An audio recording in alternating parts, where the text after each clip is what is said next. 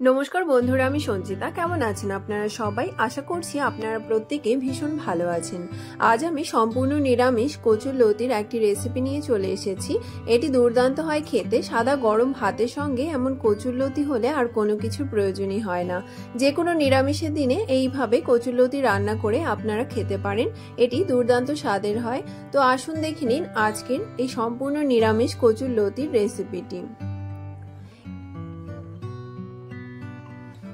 আমি এখানে প্রথমে নিয়ে নিয়েছি কিছু কচুরলতি। এই কচুরলতিগুলোকে প্রথমে বেছে কেটে নিতে হবে। কচুরলতিগুলোর ওপরে আঁশগুলোকে প্রথমে ছাড়িয়ে নিচ্ছি। এরপর এই আঁশগুলোকে ভালো করে ছাড়িয়ে নিয়ে কচুরলতিগুলোকে টুকরো টুকরো করে কেটে নেব।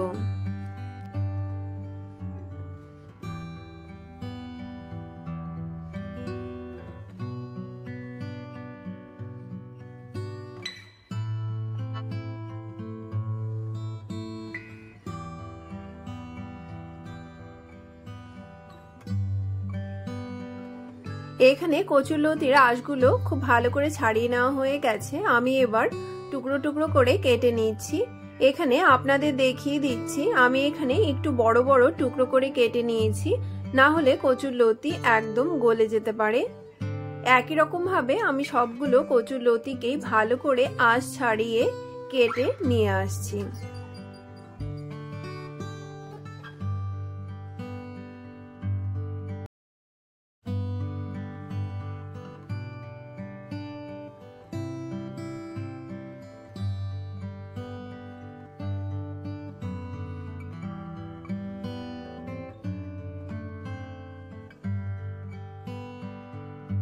এখানে আমার সবগুলো কচুরলতি ভালো করে বেছে কেটে নেওয়া হয়ে গেছে।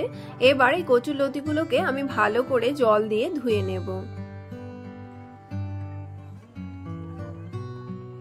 ওইদিকে গ্যাসে একটি কড়াইয়ে কিছুটা জল গরম হতে বসিয়ে দিয়েছি, আর জলে দিয়ে দিয়েছি সামান্য লবণ। এবার এই ধুয়ে রাখা কচুরলতিগুলোকে এই জলে দিয়ে ভালো করে ভাপিয়ে নিতে হবে। এখানে আমি কচুরলতিগুলোকে একদম সেদ্ধ করে নেব না, হালকা ভাপিয়ে নিয়ে জল ঝরিয়ে এই কচুরলতিগুলোকে তুলে নেব।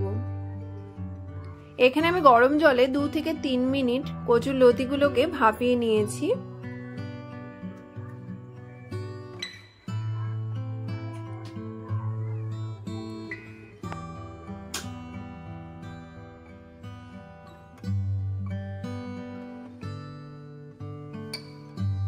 এইদিকে এই রেসিপিটি তৈরি করার জন্য একটি মশলা তৈরি করে নেব।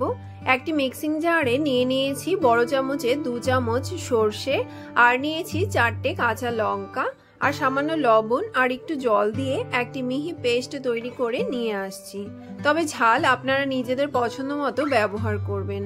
এবার একটি বাটিতে একটি ছাঁকনি দিয়ে এই বেটে রাখা সর্ষে আর কাঁচা লঙ্কার পেস্টকে সামান্য জল দিয়ে ভালো করে ছেঁকে নিচ্ছি।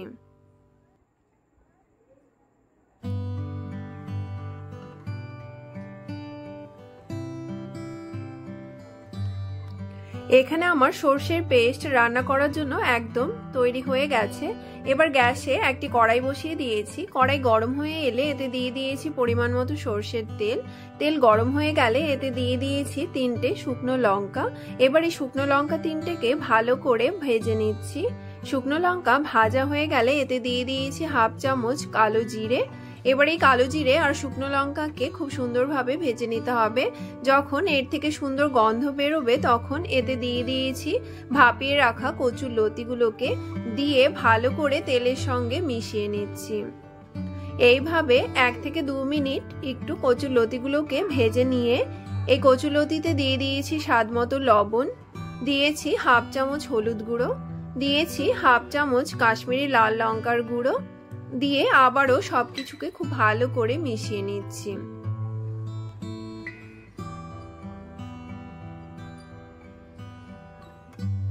এবার এতে দিয়ে দেব বেটে রাখা সর্ষেগুলোকে, দিয়ে সুন্দরভাবে মিশিয়ে নিয়ে